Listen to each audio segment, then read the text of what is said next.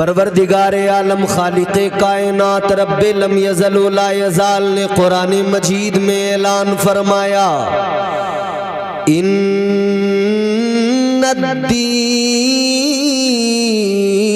इंदल्लाहिल इस्लाम। कुरान कहता है अल्लाह के यहाँ, बेशक अल्लाह के यहाँ दीन सिर्फ और सिर्फ इस्लाम है, अल्लाह का पसंदीदा मजहब है। ताजदारे मदीना वाली कायनात मुस्तफ़ा जाने रहमत के प्यारे दीवानों, अल्लाह का शुक्र अदा करो। परवरदिगारे आलम ने हम गुनहगारों को क्या कुछ अता नहीं फरमाया। अपना प्यारा महबूब हम गुनहगारों को अल्लाह ने अता फरमाया। प्यारा मजहब इस्लाम अल्लाह ने हमें अता फरमाया। ये प्यारा दीन अल्लाह ने अता फरमाया। ये वो पाकीज़ा दीन है कि जो दुनिया में आने से लेकर कब्र में जाने तक सब कुछ सिखाता है। ये वो प्यारा दीन है जो आखिरत के मामलात भी दुनिया में समझा के बता के अपने मानने वालों को आगाह फरमाता है कि तुम्हें जिंदगी कैसे गुजारनी है, दुनिया में कैसे जीना है, दुनिया को कैसे बेहतर बनाना है, आखिरत को कैसे बेहतर बनाना है। ये वाहिद मजहब मुहज़्ज़ब इस्लाम है। अब मेरे एक एक लफ्ज को आप गौर से सुने। बच्चा दुनिया में आया, पैदा हुआ, जिसके यहाँ भी आया वो किसी मौलवी साहब के पास गए, किसी इमाम साहब के पास गए, हाफिज साहब के पास गए, कहे कि चलिए हजरत ज़रा, किस लिए? कब बच्चा पैदा हुआ है, हमें अल्लाह ने खुशी का दिन नसीब किया है। दुनिया में आने वाला दुनिया में आया, आपने इमाम साहब को बुलाया, मौलवी साहब को बुलाया, हाफिज साहब को बुलाया, कहने लगे हजरत आइए, अल्लाह ताला ने औलाद से नवाजा है। कहा क्या करना है? तो आपने कहा हजरत आकर कानों में पहले अजान पढ़ दीजिए। बच्चे के कान में अजान, इस्लाम की तालीम यहीं से शुरू हो गई। ताजदार मदीना वाली कायनात मुस्तफ़ा जाने रहमत के प्यारे दीवानों, गौर करो, अभी दुनिया में आया है, दुनिया में अल्लाह ने अभी एक बच्चे को भेजा है, अभी उसने आंखें खोली हैं, लेकिन सबसे पहले उसके कान में अजान पढ़कर उसे मिजाज दिया गया, उसे फिक्र दी गई, बताया गया है दुनिया में आने वाले तुझे तेरे बारे में बाद में बताया जाएगा, है दुनिया में आने वाले तुझे तेरी शनाख्त बाद में कराई जाएगी, है दुनिया में आने वाले तुझे तेरी पहचान बाद में कराई जाएगी। तू दुनिया में आया है, तू किस मजहब के अंदर आया है, तेरे मजहब की क्वालिटी ये है, तेरा मजहब तेरी पहचान बाद में बताएगा, मगर तेरे रब की पहचान तुझे पहले कराई जाएगी, तेरे रब का नाम तुझे पहले सुनाया जाएगा। कान में अजान पढ़कर अल्लाह अकबर कहकर अल्लाह का नाम उसको सुनाकर बता दिया गया, ए दुनिया में आने वाले, दुनिया में आया है, इतना जान ले तुझे दुनिया में भेजने वाला कायनात का खालिक परवरदिगार है। सुभान अल्लाह।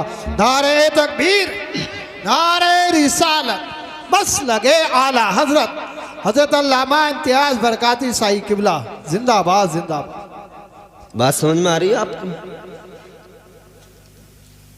बात समझ में आ जानी चाहिए, बस बिल्कुल इत्मीनान से सुने। मेरा मिजाज है, मैं चाहता हूं कि मैं भी ज़्यादा चीखना चिल्लाना ना करूं और आप भी इत्मीनान से कोई ना कोई पैगाम लेकर जाएं। अब गौर फरमाइए, आने वाला दुनिया में आ गया, सबसे पहले उसको अल्लाह की पहचान कराई जा रही है, रब का नाम सुनाया जा रहा है। अल्लाहु अकबर, अल्लाहु अकबर, अल्लाह बहुत बड़ा है। यही तो है माना। अल्लाह, बोलिए अल्लाह, अल्लाह बहुत बड़ा है। दुनिया में कई लोग ऐसे भी आए, दौलत के ज़ोम में, ताकत के ज़ोम में, इख्तिदार के ज़ोम में उन्होंने कहा हम बड़े। वो जो अपने आप को बड़ा कहते थे, अल्लाह ताला ने उनकी औकात उनको दिखाई।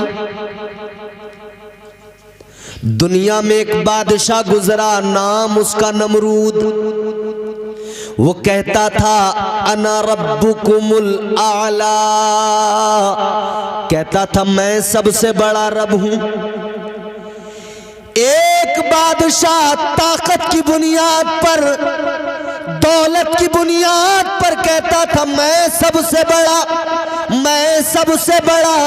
अल्लाह ताला ने उसे उसकी औकात दिखाई और समझा दिया तू बड़ा नहीं, बड़ा तो परवरदिगार है, सबसे ताकत वाला तो परवरदिगार है, सुपर पावर तो परवरदिगार है। अल्लाह ताला ने बता दिया देख तू अपने आप को बड़ा कहता है मगर तू कितना छोटा है।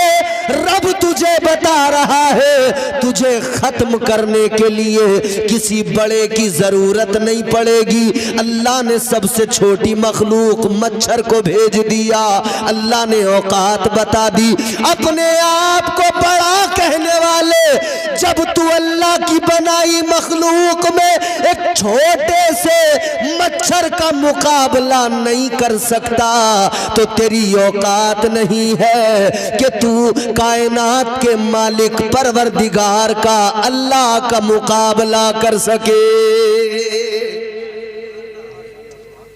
कर सकता कोई मुकाबला अल्लाह का? नहीं कर सकता। वो हमारा मालिक है, वो हमारा परवरदिगार है। गर्दिश में कहां उसके मुकद्दर का सितारा हो, जिसको मयस्सर तेरी रहमत का सहारा। तन्हा है, अकेला है, तू यकता है, अहद है, गैरत तेरी करती नहीं शिरकत को गवारा। हक ये है कि तुझ बिन कोई माबूद नहीं है तेरे सिवा कौन मददगार हमारा। तो इंसान अपनी औकात जान ले। क्या औकात है? कुछ भी नहीं।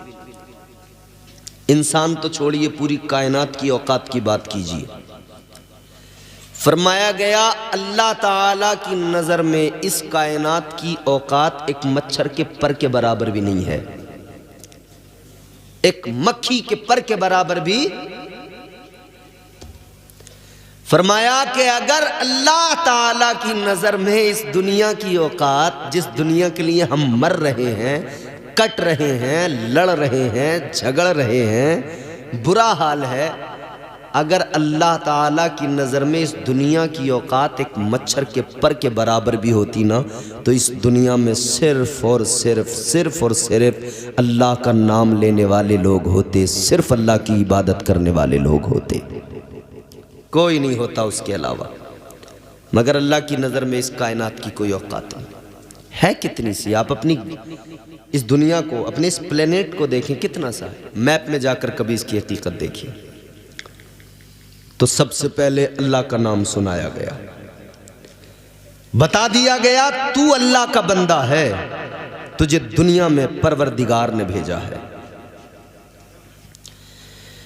जहन करीब कीजिए, गौर से मेरी बात को सुनिए। आप बड़े जी शऊर लोग हैं, आपका गांव नगलिया आकिल मशहूर है, बड़े बड़े खुतबा यहाँ आते हैं, बयान करते हैं। मैं सबसे छोटा कुछ बातें काम की बताऊंगा, सुन लेना।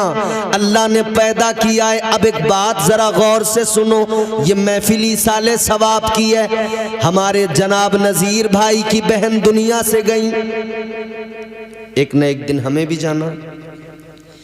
जो दुनिया में आया है उसे दुनिया से जाना जरूर है। क्या भरोसा है जिंदगानी का, आदमी बुलबुला है पानी का। कर ले जो करना है आखिर मौत है, कर ले जो करना है आखिर मौत है। एक दिन मरना है आखिर मौत है। ए दुनिया में आने वाले, तू दुनिया में आ गया, तेरे कान में अजान तो हो गई, मगर याद रखना मिजाज ये भी दिया जा रहा है। अजान होने के बाद में फिर जमात होती है, और जमात और अजान के दरमियान एक थोड़ा सा वक्फा होता है। वो 15 मिनट 20 मिनट का भी हो सकता है, वो आधा घंटे का भी हो सकता है। मिजाज दिया गया, ए दुनिया में आने वाले, अजान के बाद में जिस तरह नमाज के लिए वक्फा होता है, इसी तरह तेरे कान में अजान से लेकर तेरी जमात तक एक थोड़ा सा वक्फा है। उसी का नाम जिंदगी है, उसी का नाम जिंदगी है। इस वक्फे के अंदर जो तुझे करना है कर ले। अजान हो गई मगर तैयार रहना, जमात का वक्त करीब है, वो वक्त दूर नहीं। तू मैयत की शक्ल में एक चारपाई, एक मसहरी पे लेटा होगा। तेरे मैयत को आगे रखकर लोग जमात कायम करेंगे, नमाज़े जनाजा पढ़ेंगे। ये वक्फा है छोटा सा। अच्छा, जब अजान हो जाती है जनाब और जमात तक का जो वक्त रहता है, आपने सुन्नत पढ़ ली। मान लीजिए आप जोहर की नमाज में गए, फजर की नमाज में गए, फजर में पहुंचे, आपने पहले 2 सुन्नत पढ़ ली। अब 15 मिनट का 20 मिनट का जो वक्फा था, आप उस वक्फे में क्या करते हैं? मस्जिद में बैठकर आप उस वक्फे में क्रिकेट खेलते हैं, वॉलीबॉल खेलते हैं, फुटबॉल खेलते हैं, बैडमिंटन खेलते हैं। क्या करते हैं उतनी देर में? कोई तस्बीह पढ़ने में लगा है, कोई अल्लाह का जिक्र करने में लगा है, कोई कुरान की तिलावत करने में लगा है। अरे कितने बड़े नादान हैं हम। हर रोज मस्जिद में जाकर सबक सीखते हैं कि अजान से लेकर जमात तक जो काम है वो जिक्र व अस्कार का, तिलावत का काम है। मस्जिद में बराबर करते हैं, मगर जिंदगी की अजान से लेकर जिंदगी की जमात जो मौत के साथ होगी, इस वक्फे के अंदर हम जिक्र व अस्कार भूल कर खेल तमाशे नाच गानों में लग जाते हैं। कितनी अजीब बात है। फजर में मस्जिद में जा रहे हैं, तब हमें मालूम है कि अजान से जमात तक करना क्या है, मगर जिंदगी की पहली अजान से और मौत के साथ होने वाली जमात तक इस वक्फे में भी हमें जिक्र ही करना था, इबादतें ही करनी थी, अल्लाह को राजी ही करना था, मगर हमने वो नहीं किया। हम तो खेल तमाशों में लग गए। अलग अलग तरीकों से आदमी अपना दिल बहलाना चाहता है। कोई मोबाइल में अपना घंटों का वक्त बर्बाद करके अपना दिल बहलाना चाहता है और बहलाने की कोशिश कर रहा है। कोई क्रिकेट खेल के अपना दिल बहलाना चाहता है, कोई क्रिकेट में दिल बहला रहा है, कोई लूडो खेल कर अपना दिल बहलाने की कोशिश कर रहा है, कोई बैडमिंटन खेल कर अपना दिल बहलाने की कोशिश कर रहा है, कोई गिल्ली टोल खेल कर अपना दिल बहलाने की कोशिश कर रहा है। दिल बहलाने की कोशिशों में लोग इतना आगे बढ़े कि लोग दिल बहलाने के लिए शराबें पीने लगे, दिल बहलाने के लिए अय्याशियां करने लगे, दिल बहलाने के लिए बदमाशियां करने लगे, दिल बहलाने के लिए चोरियां करने लगे, दिल बहलाने के लिए बदकारियां करने लगे। याद रखो मेरे अजीजों, बदकारियां करके दिल बहलाने की कोशिश न करो, शराबें पीकर दिल बहलाने की कोशिश न करो। दिल बहलाना है तो ऐसे बहलाओ कि दिल इधर भी बहल जाए और जब कब्र में जाओ कब्र में भी दिल बहल जाए। आखिरत में जब परवाना जन्नत मिले उधर जन्नत की बहारों को देखकर दिल बहल जाए। इसके लिए शराबों से दूर होना पड़ेगा, बदकारियों से दूर होना पड़ेगा, गीबत चोरी को छोड़ना पड़ेगा, जुल्म सितम को, ज्यादतियों को, हसद को छोड़ना पड़ेगा। दिल बहलाना है तो अल्लाह का जिक्र करो, दिल बहल जाएगा। दिल बहलाना है तो कुरान की तिलावत करो, अल्लाह की कसम दिल बहल जाएगा।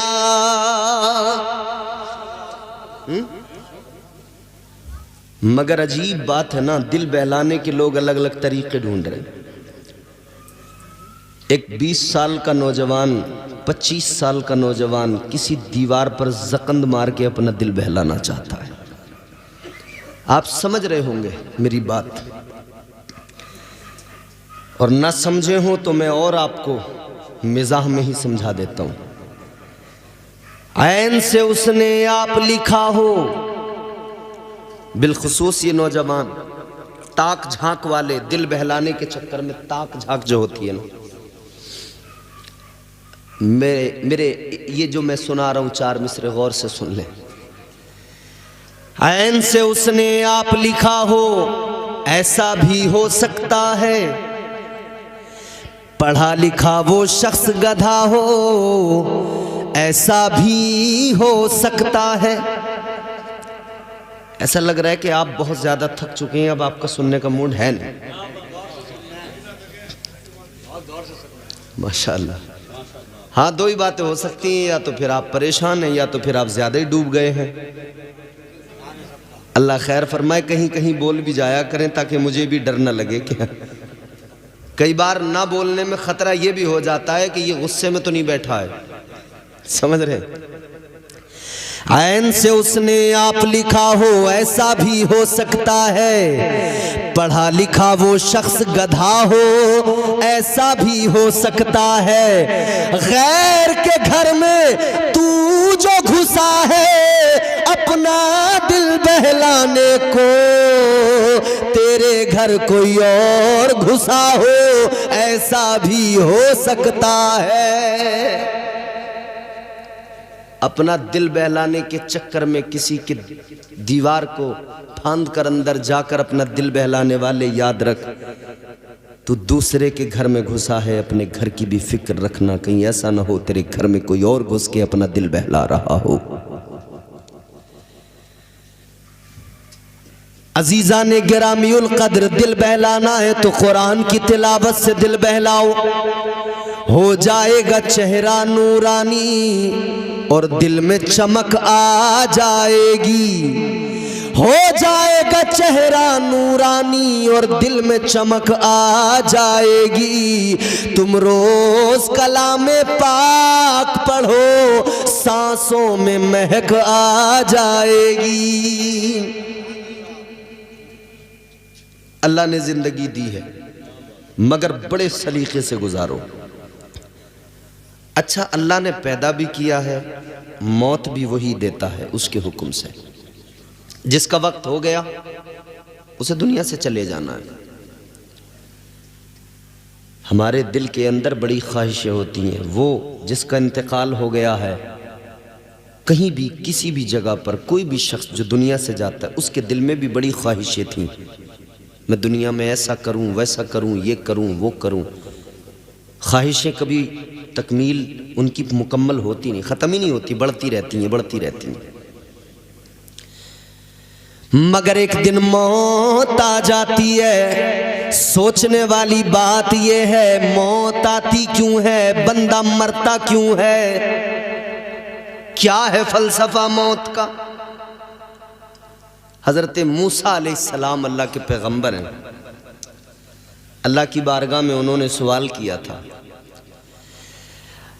अल्लाह के जलीलुल कद्र पैगंबर जनाबे हज़रत मूसा अलैहिस्सलाम ने परवरदिगार की बारगाह में अर्ज़ किया, ए मेरे मौला, ए रब्बे लम यज़ल ला यज़ाल, ए परवरदिगार तू ज़िंदगी देता है मगर फिर मार भी देता है, मौत भी दे देता है, तो या अल्लाह किस लिए पैदा करता है, क्यों मार देता है। या अल्लाह जब पैदा करता है तो मार क्यों देता है, मौत क्यों दे देता है। अल्लाह ताला ने हजरत मूसा अलैहिस्सलाम से फरमाया, ऐ मूसा एक काम करो, खेती करो, खेती गेहूं की खेती करो।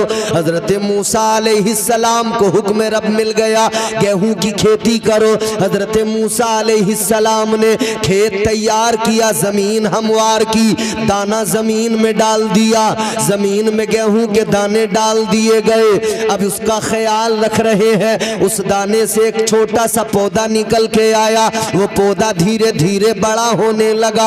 हजरत मूसा अलैहिस्सलाम पानी भी देते हैं, ख्याल भी रखते हैं, वो पौधा धीरे धीरे बड़ा हुआ, लहलहाने लगा, फिर वो हवाओं की सरगम पे नाचने लगा, और बड़ा हुआ, अपने शबाब को पहुंच गया, और बड़ा हुआ, उस पर बालियां आ गई, और बड़े हुए वो पौधे। उन बालियों में फिर क्या हुआ, अल्लाह ने दाना डाल दिया, बालियों के अंदर दाना, एक दाने में एक दरख्त निकला, एक पौधा निकला, लेकिन उस पर अल्लाह ने कई बालियां लगाई, एक एक बाली के अंदर कई कई दाने आए। अजीजाने गिरामियुल कद्र गौर से सुनो मेरी बात, बालियों में दाने आ गए, फसल बिल्कुल तैयार हो गई, फसल बिल्कुल पक गई। हजरत मूसा अलैहिस्सलाम ने अब फसल को काट लिया, गेहूं काट लिए, काटने के बाद में गेहूं अलग कर दिया, भूसा अलग कर दिया। अल्लाह ताला ने फरमाया, ऐ मूसा मैंने तुम्हें खेती करने का हुक्म दिया था, मैंने तुम्हें फसल उगाने का हुक्म दिया था, तुम्हें ये कहां से दिमाग में बात आई कि तुमने इसको काट भी दिया, दाना और भूसा दोनों अलग कर दिए। अर्ज करने लगे, मौला ऐ मेरे परवरदिगार, जब तक ये पौधा छोटा था तब तक मैंने इसको नहीं काटा, ये जवान हुआ, शबाब पे आया, मौला मैंने इसको नहीं काटा, लेकिन या अल्लाह फिर एक वक्त वो आ गया कि जरूरी हो गया दाना अलग कर दिया जाए, भूसा अलग कर दिया जाए। ए अल्लाह, अगर मैं दाना और भूसा अलग न करता तो फिर नतीजा ये निकलता, अगर मैं फसल न काटता सारी फसल सूख जाती, दाना भी सूख कर खत्म हो जाता, आगे ये अगर बारिश हो जाती तो दाना गलकर सड़ जाता, खराब हो जाता, न भूसा रहता न दाना रहता,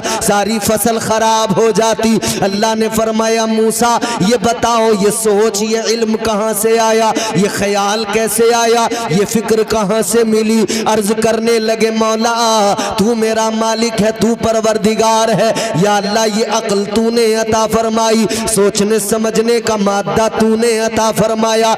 ऐ परवरदिगार ये समझ तूने अता की, ये फहम फरासत तूने अता की। अल्लाह ने फरमाया, ऐ मूसा मेरी अता करदा फहम फरासत की बुनियाद पर तुम इतना जान गए कि जब वक्त आए तो दाना और भूसा अलग कर देना चाहिए, तो मैं तो तुम्हारा रब हूँ, मैं तो कायनात का खालिक हूँ, मैं तो सबसे बड़ी ताकत हूँ, मैं तो सुपर पावर हूँ। ऐ मूसा तो फिर मैं भी तो जानता हूँ कि कब जिस्म के भूसे को, रूह के दाने को अलग करना है, वक्त आता है मूसा, मैं जिनको दुनिया में भेजता हूँ वो अपने शबाब को पहुँचते हैं, लेकिन मूसा फिर वक्त आता है मैं जिस्म को रूह से अलग कर देता हूँ। जिस्म मिट्टी का है, मिट्टी के अंदर दबा दिया जाता है, वो भूसा ही बन जाता है, मिट्टी में से मिलकर मिट्टी बन जाता है। अल्लाह फरमाता है ये तुम्हारे परवरदिगार की हिकमत है, ये तुम्हारे रब की कुदरत है। वक्त आने पर जिस तरह तुम बालियों से दाना भूसा अलग करते हो, उसी तरह तुम्हारा रब जिस्म से रूह को और जिस्म को अलग कर दिया करता है। एक वक्त है, मगर जब तक ये जिस्म और जान एक साथ है, ये अलग नहीं हुए हैं, तब तक हमारी जिम्मेदारी है कि हमारा मजहब, हमारा दीन हमें जो सिखा रहा है वो सीखें। जिस पर अमल करने का हुक्म दिया जा रहा है उस पर अमल करें। मुख्तसर है जिंदगी, करीने से गुजारो, जिंदगी इतने करीने से गुजारी जाए, जिंदगी इतने सलीके से गुजारी जाए। भाई मुख्तसर सी जिंदगी है, बहुत होशियार रहना है। जिंदगी इतने सलीके से गुजारी जाए, जैसे चादर कोई कांटों से उतारी जाए। मुख्तसर सी जिंदगी है, सलीके से गुजारो। हजरत मूसा अलैहिस्सलाम जलीलुल कद्र पैगंबर हैं। जिंदगी में मगन रहने वाले लोगों को सबक हासिल करना चाहिए। एक दिन मरना है, और ये मरना इतना आसान नहीं होता। ऐसा नहीं है कि साहब 1 मिनट में बस काम खत्म हो जाएगा, मर जाएंगे। हमारे यहाँ हम बोलते हैं ऐसा कि साहब अभी सांसें चल रही थी, बस पानी हमने जरा सा मुंह में डाला है, एक बार तो 1 चम्मच पानी पी लिया, दोबारा डाला तो पानी न पी सके, इंतकाल हो गया। होता है ना? यानी इंसान देखो ना यार, कितना इतराता है, कितना अकड़ता है, जबकि ये जानता है एक दिन अंजाम यही होगा कि अपने हाथ से पानी भी नहीं पी सकूंगा। एक दिन अंजाम ये होगा कि आज जिस जवानी पे मैं नाश करता हूँ, इतराता हूँ, एक दिन वो होगा अपने पैरों पे सलीके से चल भी नहीं पाऊंगा। फिर मुझे सहारा दे दे कर लोग चलाएंगे, फिर मुझे सहारों की ज़रूरत पड़ेगी।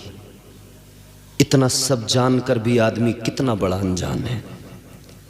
अक्ल है, सोच समझ फिक्र अल्लाह ने समझ दी है, अक्ल दी है, समझने का मादा अता किया है।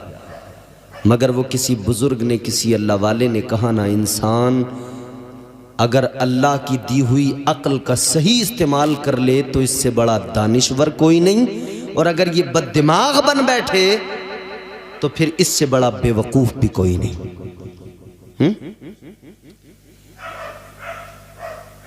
मैं 12 सुनाता हूं, अल्लाह ने जिंदगी दी है, मौका दिया है, उसका शुक्र अदा करते हुए जिंदगी गुजारो और रब को राजी करो, अपने रब की पहचान करो। रब हम पर बड़े एहसान फरमाता है। बेवकूफ ना बने, अक्लमंद बने। अल्लाह बड़ा प्यार करता है। कितना फरमाया गया, अल्लाह ताला अपने बंदों से 70 माओं से ज्यादा मोहब्बत फरमाता है। कितनी? ए बेटा, अपनी अम्मा से मोहब्बत करते हो? तुम्हारी अम्मा तुमसे ज्यादा तुमसे मोहब्बत करती है। इतनी करती हैं, इतनी करती हैं कि तुम उसका हक अदा नहीं कर सकते। मगर जितनी तुम्हारी अम्मा, हमारी माएँ हमसे मोहब्बत करती हैं ना, ये क्या, ऐसी 70 माओं की मोहब्बत मेरा परवरदिगार अपने बंदे से फरमाता है।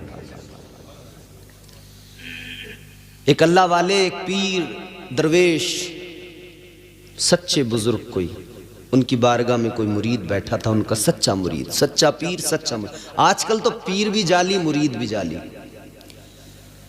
पीर भी एक नंबर का मक्खार, मुरीद उससे बड़ा मक्खार। पीरों की हालत ये है इमाम साहब क़िबला, सच्चे पीर बड़े सोच समझ के चुना करें अपने पीर को, मुर्शिद को। आजकल जाली, नकली, फर्जी, डालडा माल बहुत है मार्केट में।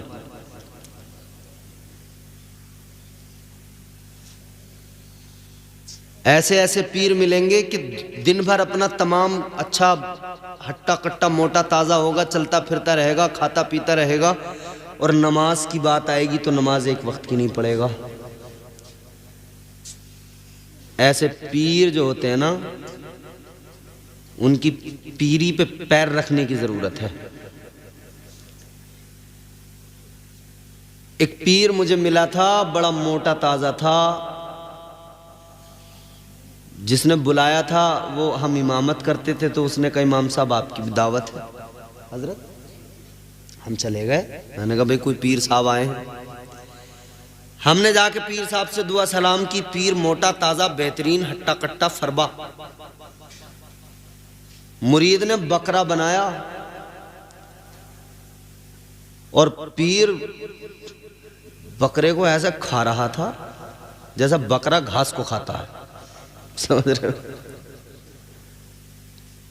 पीर ने मियां बकरा उधेड़ दिया, खा पी के बढ़िया बिल्कुल बेहतरीन खा पी के जरा सा टहला, और जब जोहर की अजान हुई ना, जैसे ही अजान अल्लाह अकबर अल्लाह अकबर, उधर मस्जिद में अजान हुई, इधर पीर साहब ने अपना मौसम बनाया। अजान मुकम्मल हुई, पीर चारपाई पे लंबा लंबा। मैंने कहा भाई पीर साहब अजान होते ही लेट गए, हो सकता है 5-10 मिनट के लिए लेटे हों, फिर उठ के नमाज पढ़े। मैंने जो देखा तो पीर लेट के नियत कर रहा है अल्लाह अकबर, चरपाई पे लेट के। हजरत मैं बोला उसके मुरीद से, मैंने कहा ये क्या चक्कर है, तेरा पीर अच्छा भला मोटा ताजा तंदुरुस्त अभी चल फिर रहा था, दौड़ रहा था, खाना खा के टहल रहा था, अजान होती लंबा लंबा चारपाई पे अल्लाह अकबर। बोले वो पीर साहब से खड़ा नहीं हुआ जाता। अच्छा, मैंने कहा इस कमबख्त से खड़ा नहीं हुआ जाता तो बैठा भी नहीं जाता क्या इससे? अभी तो बैठ के इसने बकरा खाया है। अगर खड़े होने की ताकत जिस्म में बिल्कुल नहीं है, खड़ा नहीं हो सकता, तो लेटने का हुक्म थोड़ी ये बैठ के पढ़। मैंने कहा अभी तो ये टहल रहा था खा के, इसकी टांगें बराबर काम कर रही थी, और मैं कह रहा हूं अगर इसके घोड़े बिल्कुल फेल हो गए, टांगें अगर बिल्कुल खराब हो ही गई, बैठ के तो पढ़ सकता था, बैठ के भी नहीं पढ़ी, लंबा हो गया चारपाई पे। पता लग गया फर्जी है। ऐसे फर्जी बहुत मिलेंगे। खुद को बचाना, जो रोटी यहां खाएंगे, मुर्गे की टांगें यहां खाएंगे, और कहेंगे नमाज तो हम काबे में जाके पढ़ते हैं, नमाज तो हम मक्का शरीफ मस्जिद हराम में पढ़ते हैं। बस जैसे ही इतना कहे ना काबे में पढ़ते हैं, बस कह देना कि भाई जब तू नमाज काबे में पढ़ सकता है, नमाज तू अरब में जाके मक्का शरीफ में पढ़ सकता है, तो भाई तुझे यहाँ से अच्छे खाने के होटल वहीं मिलेंगे, यहाँ से अच्छे इंतज़ाम वहीं मिलेंगे। हमने तो हाजियों से सुना है, उम्रा पे जाने वालों से सुना है, वहाँ कोई भी चला जाए भूखा कभी नहीं मर सकता है। मक्का और मदीना में कभी कोई भूखा नहीं मर सकता है। तो वहाँ बहुत कुछ मिलता है भाई। जब नमाज वहाँ पढ़ता है तो आते टाइम खाना भी खा के आया कर। जब नमाज वहाँ पढ़ता है तो खाना खाने इधर क्यों आता है? तो याद रखें, पीर सच्चा मिलना इस दौर में, पीर सच्चा तलाश करें। पीर सच्चा मिलना इतना आसान नहीं होता। बहरहाल सच्चा पीर था, सच्चा मुरीद था। मुरीद ने कहा, वो पीर ने मुरीद से एक सवाल किया। अल्लाह वाले ने फरमाया एक सवाल है। जी हुजूर क्या है? कहा जरा ये बताओ, अगर अल्लाह ताला तुम्हारी माँ को बरोज़े हश्र, तुम्हारी माँ को अल्लाह ताला ये इख्तियार दे दे, ये पावर दे दे कि वो अगर चाहे तो तुम्हें जन्नत में भेज दे, वो अगर चाहे तो तुम्हें दोज़ख में भेज दे, यानी फैसला अगर वो करे तुम्हारा मैदान महशर में, तो ये बताओ तुम्हारी माँ तुम्हें कहाँ भेजेगी, जन्नत में या दोज़ख में? सवाल। अब ये सवाल अगर मैं आपसे करूं कि अगर क़यामत मैदान महशर में अल्लाह ताला माओं को इख्तियार दे कि वो चाहें तो दोज़ख में भेज दे, वो चाहें तो जन्नत में, तो दिल पे हाथ रख के बताना माँ कहाँ भेजेगी? जोर से, जरा जोर से बताएं। जिन्हें जन्नत में जाना है वो शर्माए नहीं, जन्नत में भेजेगी। ये हमारे दिल ने कहा, ये हमारे दिल ने कहा, हमारे यकीन ने कहा, हमारे माँ के साथ जो हमारा रिश्ता है ममता का, उस रिश्ते ने कहा। अब गौर करें, अल्लाह वाले ने मुरीद से कहा अगर मैदान महशर में अल्लाह तुम्हारी माँ को इख्तियार दे कि वो चाहे तो जन्नत में भेज दे, वो चाहे तो दोज़ख में भेज दे, बताओ तुम्हारी माँ तुम्हारे लिए क्या फैसला करेगी? तुम्हारी माँ तुम्हें कहाँ भेजेगी?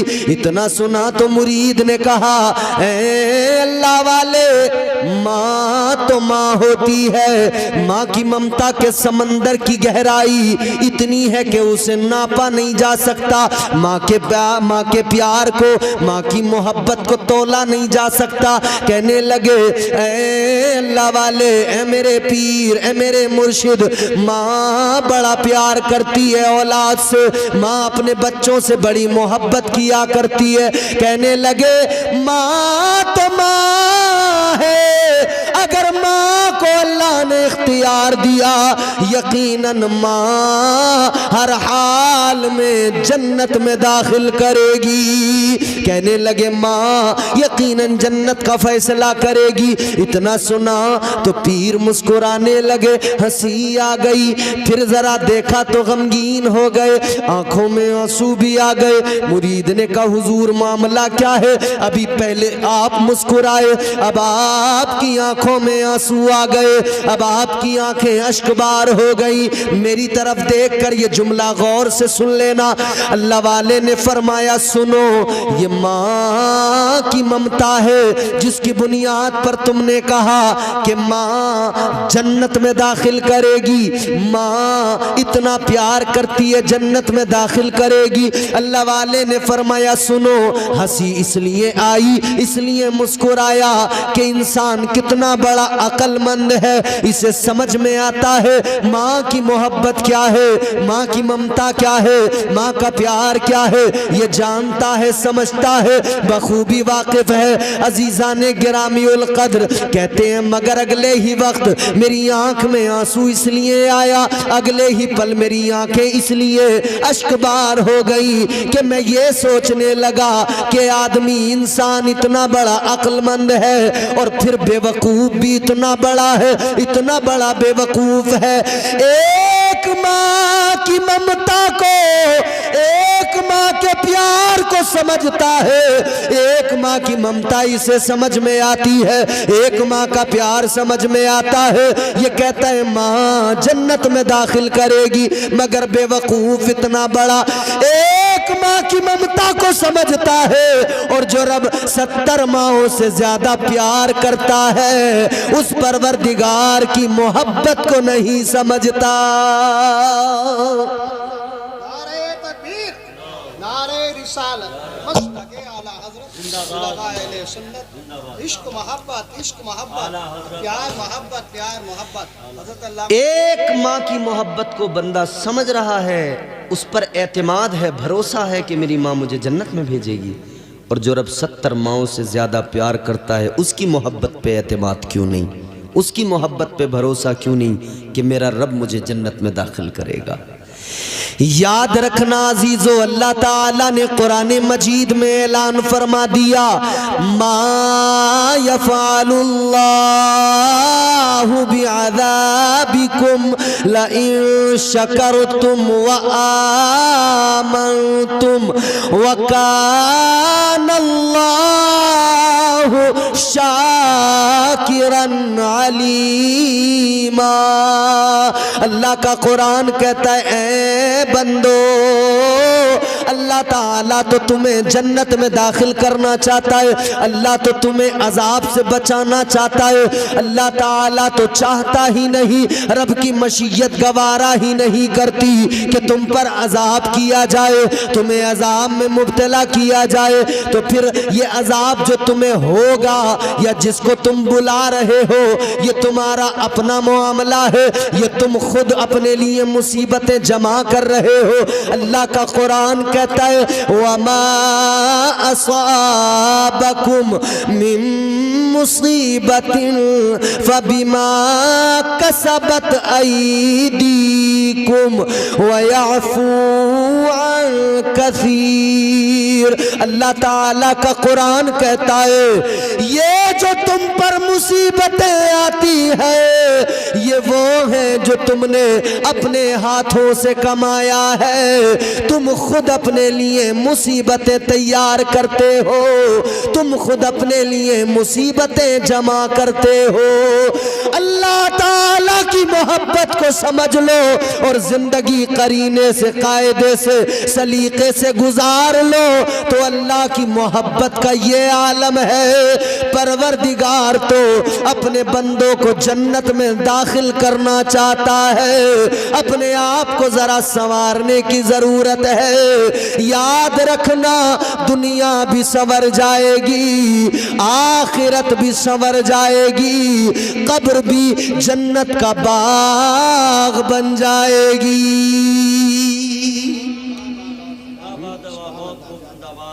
मगर पहले अपने आप को जरा बेहतर करें, पहले अपने अंदर झांक कर देखें हम क्या है। हर इंसान मगरूर है, हर इंसान में अनानियत है। शराब आम हो गई, जुआ आम हो गया, नशा आम हो गया। 18-18 साल के 20-20 साल के जवान लड़के आज शराब पीने लगे बियर के नाम पर। नगलिया आकिल वालों, आपके यहां से भी कितने लोग हैं, कोई पंजाब में रहता है, कोई दिल्ली में रहता है, कोई बिहार में रहता है, कोई उड़ीसा में रहता है, कोई मुंबई में रहता है। माँ बाप भेजते हैं किस लिए कि ये जाएगा, कमाएगा, हमारा सहारा बनेगा। कितने ऐसे जिन्हें बुरी सोहबतों ने तबाह कर दिया, बर्बाद कर दिया। घर से कमाने के लिए गए थे, शराबी बन के लौटे। घर से कमाने के लिए गए थे, शराबी बन के लौटे, जुआरी बन के लौटे, नशेड़ी बन के लौटे।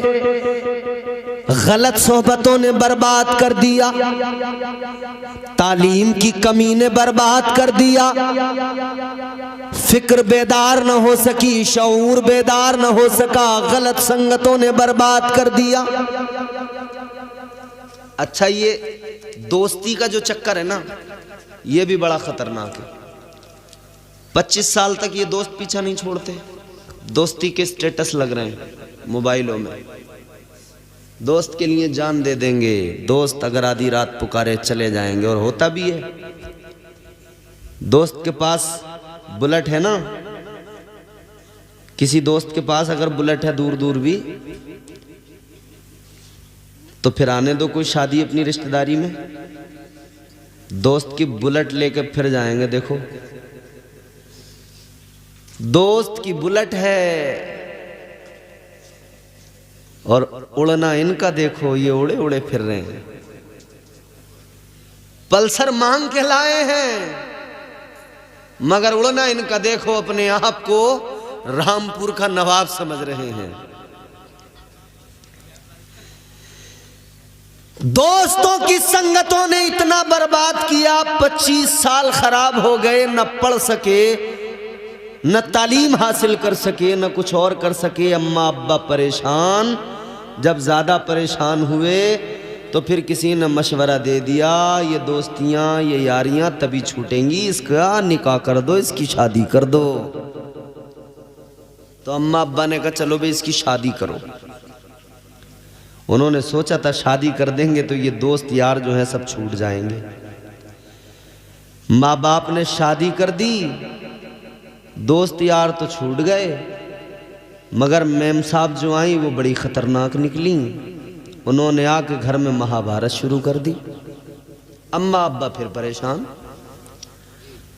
25 साल तक तो दोस्तों ने परेशान रखा, शादी हो गई तो मेम साहब आ गई, उन्होंने परेशान रखा। कुल मिला के माँ बाप बुढ़े हो गए, सुकून न मिल सका औलाद से। क्यों? माँ बाप की इसमें सबसे बड़ी कमी ये थी कि जब वो बच्चा तेरी आगोश में था, माँ की आगोश में था, तब माँ उसकी तरबियत नहीं कर पाई। जब वो बाप की उंगली पकड़ के चलना सीख रहा था, तब बाप उसकी तरबियत नहीं कर पाया। तरबियत ना करने का नतीजा ये निकला कि तुमने एक बेटे की तरबियत नहीं की, उसके सबब तुम्हारी पूरी जिंदगी मुश्किलों भरी हो गई।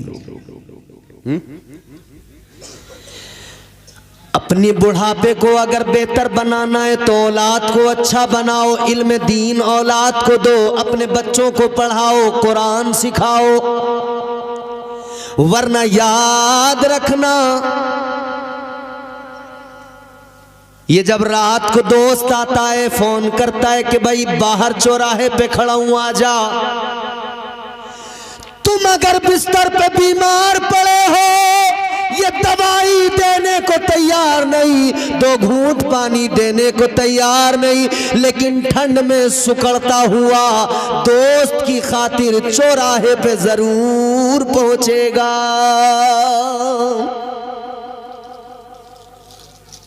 ये दोस्तियां, ये संगतें, इन्होंने किसी को शराबी बनाया, किसी को कबाबी बनाया। अब आप कहोगे कि साहब दोस्ती करनी नहीं चाहिए। हाँ, करनी चाहिए। मैं मना कब करता हूँ? नहीं करनी चाहिए। दोस्ती करनी चाहिए, मगर किससे, ये बात काबिले गौर है। लुच्चे लफंगों से कभी दोस्ती न करना, लफंडरों से कभी यारी न करना, नाचने गाने वालों से, म्यूजिक पे थिरकने वालों से कभी ये दोस्ती न करना, यारी न करना। ऐ मेरे प्यारो, अगर तुम्हें दोस्ती करने का शौक है, अगर तुम्हें दोस्ती करने में ज्यादा इंटरेस्ट और लगाव है, तो अपनी मस्जिद के इमाम से दोस्ती कर लो, अपनी बस्ती के हाफिज़े कुरान से दोस्ती कर लो। ये दोस्ती जो तुम इमाम से करोगे, आलिम से करोगे, हाफिज से करोगे, कारी से करोगे, ये दोस्ती इतनी काम की होगी। जब भी तुम अपने दोस्त के पास यानी हाफिज़े कुरान के पास आके बैठोगे, वो तुम्हें कभी ना कभी कुरान की तिलावत करता मिलेगा, वो तुम्हें कुरान की आयतें सुनाएगा। तुम किसी आलिम से दोस्ती करोगे, वो तुम्हें अल्लाह के नबी की हदीसें सुनाएगा, वो तुम्हें कुरान की आयतों के मफहूम सुनाएगा। ए दोस्ती करने वालों, उलमा से दोस्ती करो। उलमा की दोस्ती तुम्हारी दुनिया को बेहतर बनाएगी, तुम्हें आखिरत की तैयारियां सिखाएगी। तो अक्लमंद आदमी वो होता है जो अपने दोस्त को सोच समझ कर चुने, और ऐसा दोस्त चुने जो उसके काम आए, जो उसे फायदे की बात बताए। कौन बताएगा फायदे की बात? ये उलमा बताएंगे, जिनके सीने में इल्म कुरान है, मुस्तफ़ा जान रहमत की तालीमात जिनके सीने में है। ये मेरे हुजूर की तालीमात ही इंसान को उसके मनसब तक और इंसान कोई ऐसा नहीं है कि इंसान का मनसब ये है, इंसान का ओहदा ये है कि अल्लाह ने इसे अशरफुल मखलूकात बनाया है। मगर मामला क्या है जानते हो ना? अल्लाह ने इसे साथ साथ आजमाइशों में भी डाला है। अल्लाह ताला ने इंसान को अशरफुल मखलूकात बनाया, मस्जूद मलाइक बनाया, मस्जूद मलाइका बनाया। मगर इसकी आजमाइश ये कि आजमाइशों में अल्लाह ने देखो कैसे डाला, दुनिया में भेजा ना, तो अल्लाह ने नफ्स साथ रखा, शैतान भी बहकाने के लिए लगा हुआ है। अब यहाँ इम्तिहान है, यहाँ आजमाइश है, यहाँ आजमाइश है। ये अपने आप को बचाएगा या नहीं, अपने नफ्स पे कंट्रोल करेगा या नहीं। कहीं ऐसा तो नहीं कि दुनिया की रंगीनियों में गुम हो जाएगा, दुनिया की रानाइयों में खो जाएगा। और अल्लाह ने फिर देखो करम भी कितना किया, आजमाइश में भी डाला, आजमाइश में भी डाला। और करम कितना, अल्लाह ताला ने आजमाइश में डाला तो करम भी इतना फरमाया, तौबा का दरवाजा भी खोल दिया। ऐ बंदे, अगर शैतान के बहकाने पर तू बहक गया और गुनाह तूने कर लिया तो तौबा का दरवाजा खुला है, वापस आ जाना, तौबा कर लेना, रो के आंसू बहा देना, तेरा रब तेरे गुनाहों को मुआफ फरमा देगा। तू तौबा कर लेना, तौबा का दरवाजा खुला है। और देखो एक ये कर्म हुआ।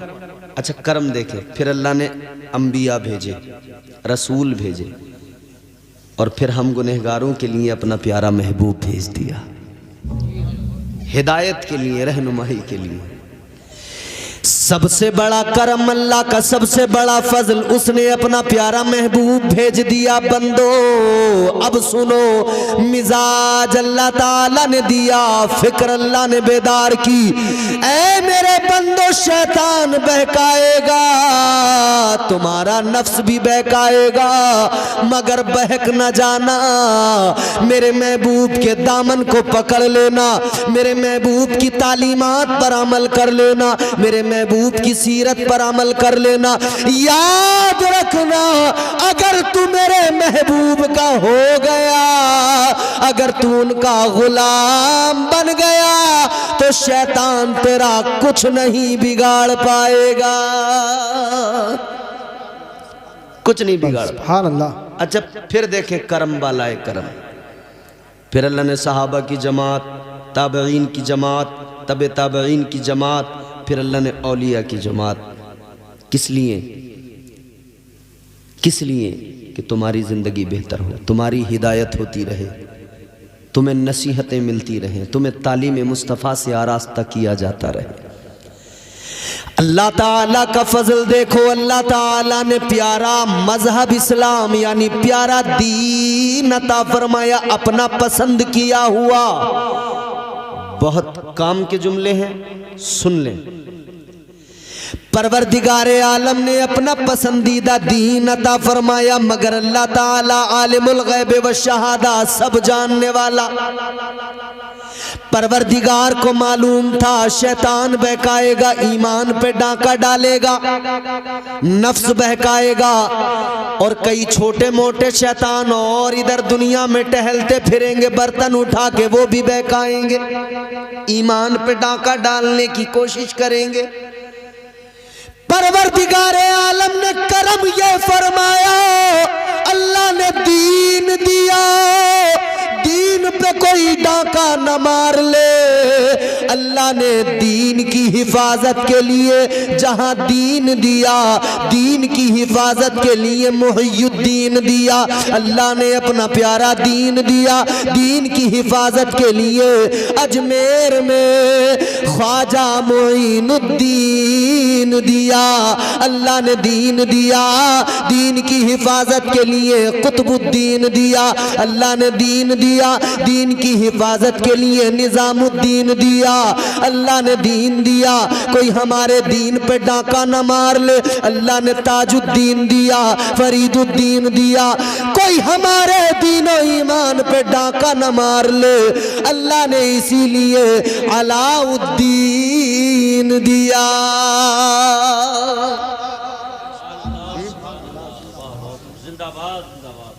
बात खत्म करते हैं। हमारे नज़ीर भाई की एक फरमाइश थी और शायद मैं अब उस मकाम पे पहुंच गया हूं कि उस फरमाइश को पूरा कर सकता हूं इख्तिसार के साथ। अल्लाह ने ख्वाजा मोइनुद्दीन दिया। हिंदुस्तानियों, अपनी किस्मत पे नाज करो। हिंदुस्तान के, भारत के मुसलमानों, अपनी किस्मत पे नाज करो। दज्जाली मीडिया बार बार सवाल करता है, वंशज किसके वंशज हैं आप, किसके वंशज हैं आप, किसके वंशज हैं आप? बाबर के वंशज हैं, फलां के वंशज हैं। दज्जाली मीडिया हमारा, इस मीडिया ने तबाह कर दिया। मगर मैं ये कहना चाहता हूं, हमसे ये सवाल न करो हम किसके वंशज हैं। इतना जान लो हम उसकी औलाद हैं जिसे अल्लाह ने जन्नत से भेजा ज़मीन पर, तो उसका पहला कदम हिंदुस्तान की सरजमीन पर रखा गया था। आज श्रीलंका है अलग, कल तो इसी मुल्क का हिस्सा था। अच्छा, एक और अजीब तमाशा, हजरत हम किसी बादशाह की कोई तरफदारी तो कर नहीं रहे हैं, मगर एक बात कहना चाहते हैं। बड़ी दिक्कत होती है, वहां से आए आक्रमण कर दिया, वहां से आए आक्रमण कर दिया। बाबर आया उसने आक्रमण कर दिया, होता है नहीं? सुनते नहीं आप लोग? मोबाइल में आप सुनते रहते होंगे ऐसी न्यूज। बाबर ने आकर ये तोड़ दिया, वो तोड़ दिया, बाबर आया, बाबर आया, बाबर। अब कहां से आया? कहते हैं अफगानिस्तान से आया। अकल मारी गई, पत्थर अकल पे पड़ गए। अबे आज अफगानिस्तान अलग मुल्क है, कल तो हिंदुस्तान का हिस्सा था। कल अफगानिस्तान इसी मुल्क का हिस्सा था, तो अगर बाबर अफगानिस्तान से आया था तो दर हकीकत वो भारत का ही रहने वाला तो था, क्योंकि कल तो अफगानिस्तान भारत का हिस्सा था।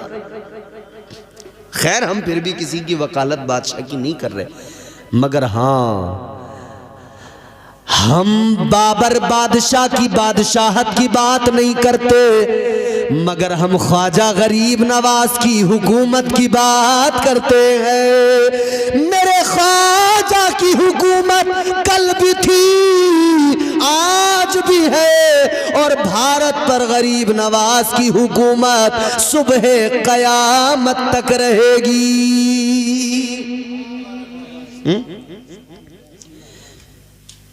तुम तो आले रसूल हो ख्वाजा, तुम तो आले रसूल हो ख्वाजा, बाग़े जन्नत का फूल हो ख्वाजा। आज हम कलमा पढ़ते हैं किस लिए? कि हमें कलमा ख्वाजा ने पढ़ाया है। मस्जिदों में अजानें होती हैं इसलिए कि ये अजान मस्जिदों में कैसे होती है ये गरीब नवाज ने सिखाया है। आज ये जो कुरान की तिलावतें घर घर हो रही हैं, मदारिस में हो रही हैं, ये कुरान की तिलावत गरीब नवाज ने सिखाई है, ताजदार अजमेर ने सिखाया है। ये अजमेर के बादशाह का सदका है। हम पियादे हैं वजीरों में गिने जाते हैं, चिश्तिया दर के फकीरों में गिने जाते हैं। जब से ख्वाजा ने इनायत की नजर डाली है, कांच के टुकड़े थे हीरों में गिने जाते हैं। वो गरीब नवाज के हिंदुस्तान में इस्लाम का परचम लहराया, इस्लाम फैलाया, कलमा लोगों को पढ़ाया, आका का गुलाम बनाया। अल्लाह की कसम, वो गरीब नवाज, वो ताजदारे अजमेर, अल्लाह ने वो शान अता की, वो इज्जत, वो मकाम अता किया कि भेजा मेरे मुस्तफ़ा ने चुनकर, ए मोइनुद्दीन हिंदुस्तान जाओ। भेजने वाले मुस्तफ़ा, आने वाले गरीब नवाज। तो जब आका ने भेजा हो और इस ये कहकर भेजा हो कि जाओ भारत के लोगों को कलमा पढ़ाओ, भारत वालों अपनी किस्मतों पर नाश करो। आका को हम सब की इतनी फिक्र थी कि हुजूर ने हमें जहन्नम से बचाने के लिए अजमेर का राजा बनाकर, भारत का राजा बनाकर गरीब नवाज सरकार को भेज दिया। नारे फिर मेरे गरीब नवाज सरकार ने तबलीग की। क्या अंदाज था तबलीग का, इस्लाम की तालीमात को अहम किया। अंदाज क्या था? आपने देखा यहाँ जो भी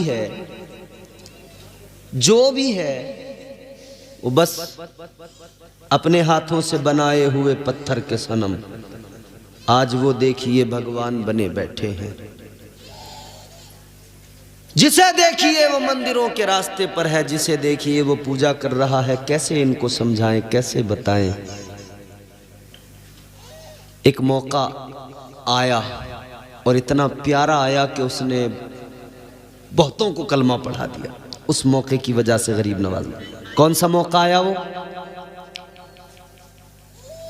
वो मौका कौन सा आया? एक बहुत बड़े पंडित जी थे, बहुत इज्जत थी, बहुत बड़े पुजारी थे, बड़ा सम्मान करते थे लोग उनका, बड़ा सम्मान था, बड़ी इज्जत थी, बड़ा नाम था, बड़ा रुतबा था, बड़े पुजारी थे। लोग जहां देख लेते थे हाथ बांध के खड़े हो जाते थे, झुक झुक के प्रणाम किया करते थे। लोग जहां देखते थे इज्जत करते थे। और उनको एक बेटी भी थी और बेटी भी उनकी बड़ी खूबसूरत, और उन्हें अपनी बेटी से बड़ा प्यार, और हर इंसान को अपनी बेटी से मोहब्बत होती है, बाप को बिलखुसूस। ये रोजाना सुबह को लोटा लेते, मंदिर जाते, दूध लेके जाते, मंदिर से आते, आना जाना चलता था। बेटी एक दिन बोली, अब्बा आप जाते हो, एक दिन हम भी जाकर देखें, हम भी चले जाएं। बाप ने कहा जाओ। बेटी ने दूध का लोटा लिया, पहुंच गई। क्या करने? दूध लेकर पहुंची, पता नहीं था कि इसका करना क्या है। ये समझी कि शायद पिलाते होंगे। पहुंच गई मेरे अजीजों मंदिर के अंदर। इसने जो है अपनी पूजा शुरू की, वो दूध का लोटा अपने भगवान के आगे किया, पत्थर की मूर्ति के आगे किया, कहा पी ले, पी ले। मेरा बाबा रोज लेके आता है, आज मैं लेके आई हूँ, ले मेरे भगवान पी ले। मगर पत्थर में कैसे हरकत आए, कैसे पिए, ये बड़ी परेशान है। मेरा बाबा आता है तो रोज ये लोटा खाली वापस लेके जाता है। इसे पता नहीं था कि करता क्या है। ये समझती थी पिला के जाता है, इसे पता नहीं था वो चढ़ा के जाता है। अजीजा ने गिरामीउल कद्र गौर फरमाइए, इसने कहा पी ले। एक बार, दो बार, तीन बार कहा। जब कोई हरकत नहीं हुई तो कहने लगी, शायद तुम मुझसे नाराज हो। ए मेरे माबूद, तू मुझसे नाराज है। अगर तू मुझसे नाराज है तो मैं तुझे राजी करके जाऊंगी, दूध पिला के जाऊंगी। नहीं पिएगा तो तेरे चरणों में अपना सर पटक के जान दे दूंगी। इसने अपना सर उस पत्थर की मूर्ति पे, उसके पैरों पे पटकना शुरू किया। इसने सर पत्थर पे मारा, एक बार मारा, दूसरी बार मारा। ये सर पत्थर पे मार रही है लड़की कि इसके सर से खून निकलने लगा। मगर इसने तीसरी बार जो सर पत्थर पे मारा, एक हाथ पत्थर के और उसके सर के दरमियान हाइल हो गया। वो नर्म नाजुक हाथ, वो शफकत वाला हाथ, वो बरकत वाला हाथ दरमियान में हाइल हुआ। इसने सर उठा के देखा, एक बुजुर्ग खड़े हैं, एक दरवेश खड़े हैं, एक फकीर खड़ा है। कहने लगी, ए दरवेश बुजुर्ग, क्यों आपने अपना हाथ रख लिया? मुझे सर पटकने दो। आज या तो दूध पिएगा मेरा माबूद, या मैं अपनी जान दे दूंगी। अल्लाह वाले ने फरमाया, ये जिसका हाथ था ये कोई मामूली शख्सियत नहीं, गरीब नवाज थे। सरकारे गरीब नवाज ने फरमाया, तेरी प्रॉब्लम क्या है, मसला क्या है? कहने लगी, दूध पिलाना है। ख्वाजा ने फरमाया, उसके लिए जान देने की जरूरत क्या, अल्लाह ने जिंदगी दी है, कीमती है, उसका शुक्र अदा कर और जान न दे। अगर दूध ही पिलाना है तो कोई मसला नहीं, पिला दे, इसके आगे रख दे, दूध आगे करके ख्वाजा गरीब नवाज ने फरमाया, ए पत्थर की मूर्ति चल ये दूध उठा और जल्दी पी ले।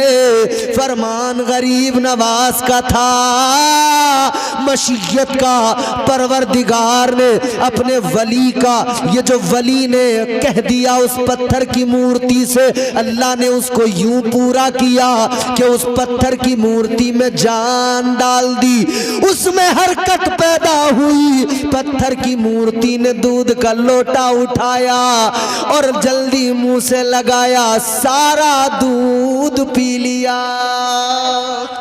नारे तकबीर, नारे रिसालत, मसलके आला हज़रत ख्वाजा का हिंदुस्तान का सुन्नी मुसलमान, जिंदाबाद जिंदाबाद उलमाए अहले सुन्नत। सारा दूध पी लिया, लड़की खुश, लोटा उठाया, अपने घर की तरफ चली।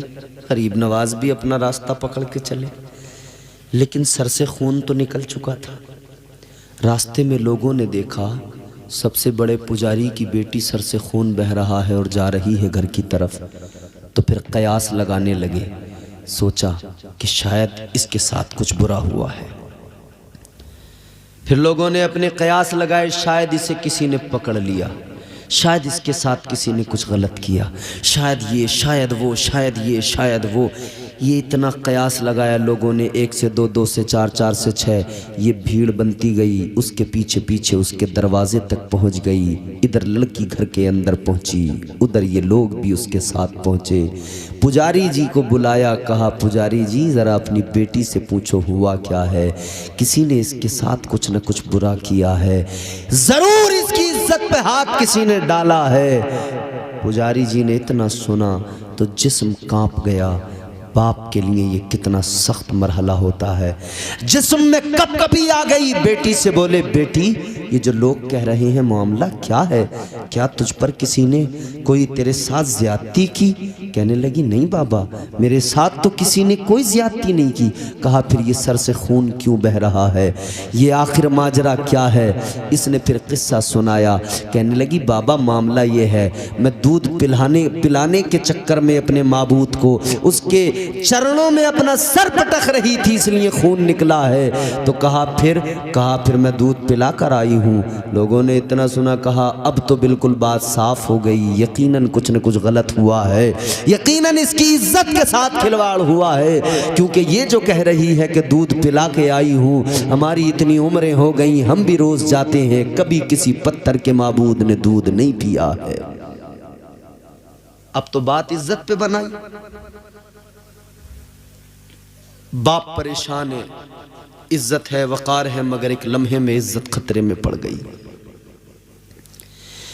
जब बेटी ने सारा मामला समझा तो फिर उसकी आंखों में आंसू आए। अपने बाप से कहने लगी, ए बाबा गलत न समझो, आपकी बेटी अभी भी उतनी ही पाकीज़ा है जितनी पाकीज़ा गई थी, ऐसा कोई मामला नहीं। तो कहा, तू जो ये बात करती है कि दूध पिलाया है, ये कैसे हो सकता है? पत्थर तो कभी दूध नहीं पीते। कहा, मैंने तो पिलाया है। तो कहा, बेटी क्या तू फिर पिला देगी? कहाँ पिला दूंगी। तो लोग सारे कहने लगे, चल जरा हमारे सामने पिला, अगर तूने हमारे सामने पिला दिया तो मान जाएंगे, मान लेंगे। ये आगे आगे दूध लेकर चली, पीछे पीछे सब लोग चले, वो पुजारी जी पंडित जी भी चले। पहुंच गए उसी मंदिर के अंदर, दूध का लोटा इसने आगे करा। आगे रखने के बाद में कहने लगी, ए मेरे माबूद उठा ले, पी ले, ये दूध तेरे लिए लाई हूं। मगर पत्थर तो पत्थर, कोई हरकत नहीं, हिला भी नहीं। लोगों ने देखा तो कहने लगे, देखो हम ना कहते थे ये झूठ बोल रही है, झूठ सामने आ गया। इसने इतना सुना, परेशान हुई, जरा सी गुस्से में भी आ गई। कहने लगी, ए मेरे पत्थर के माबूद सुन ले, बात लाई है, दूध लाई हूँ पी ले, अगर ऐसे नहीं पिएगा तो जान ले, उसी बाबा को बुला लूंगी, उसी फकीर को बुला लूंगी, फिर तुझे पीना पड़ेगा। इतना कहना था वली की शान, फिर अल्लाह ने जाहिर फरमाई।